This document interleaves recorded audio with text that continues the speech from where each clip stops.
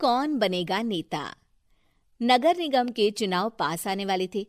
पूरे कानपुर शहर में टिकट को लेकर मारामारी शुरू थी, लेकिन सबसे ज्यादा चर्चा में वार्ड नंबर 40 की सीट थी।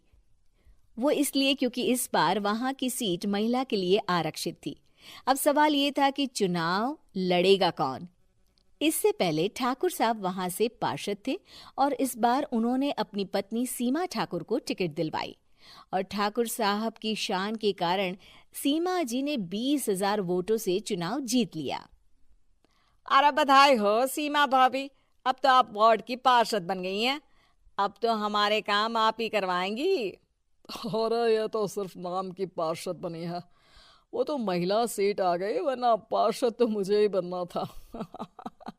अब भले ही चेहरा इसका होगा, लेकिन पावर तो मेरी ही होगी। अरे वाह भाई साहब, क्या दिमाग लगाया है आपने भी। आइए आप लोग, खाना लगा दिया है सबके लिए।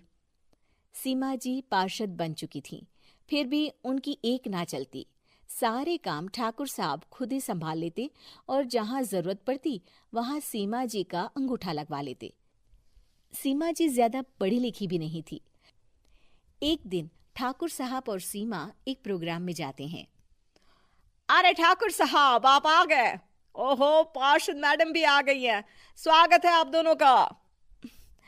लगता है हमारे पार्षद फंड का सही इस्तेमाल हो रहा है। चलिए अब उद्घाटन करते हैं। ये लीजिए ठाकुर साहब कैची, आप ही सबसे पहले प्रवेश कीजिए। सब लोग आगे निकल जाते हैं और सीमा जी पार्षद होने के बावजूद भी पीछे खड़ी रह जाती हैं।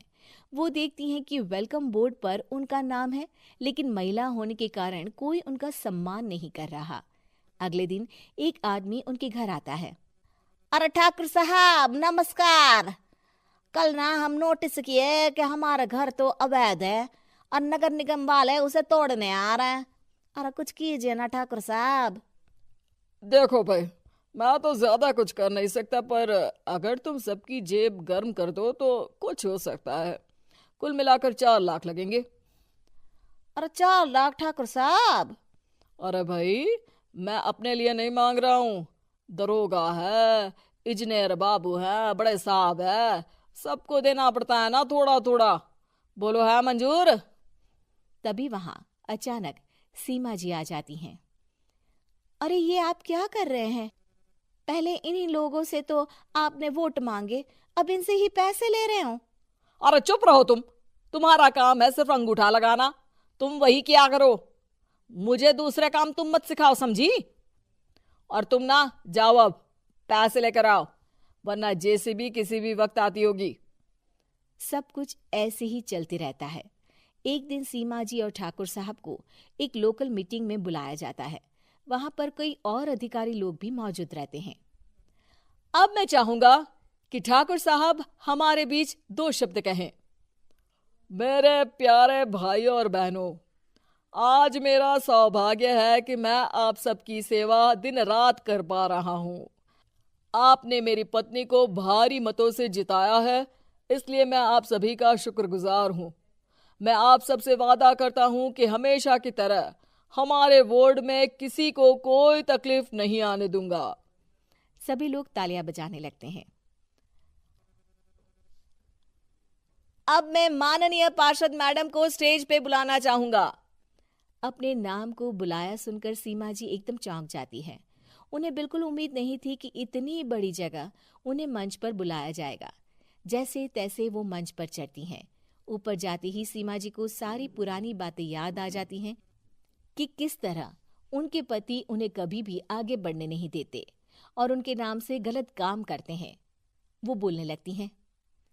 मैं आपके वार्ड की पार्षद सीमा हूं। आप में से बहुत कम लोग ही मुझे जानते होंगे, क्योंकि इससे पहले मुझे कभी ऐसा मौका ही नहीं मिला।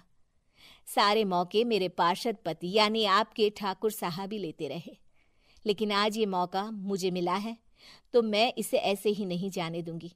मैं आपको ये बताना चाहती हूँ कि आपके ठाकुर साहब मेरे नाम की आड़ में गैर कानूनी काम करते हैं, जिस पर अंगूठों के निशान मेरे होते थे। इसीलिए मैं अपनी गलती मानती हूँ और आज अपने पद से इस्तीफा देती हूँ, ताकि आगे से कोई गलत काम ना हो पाए। अब फैसला आप सबके हाथ में है कि आप हमें क्या सजा देना चाहते हैं।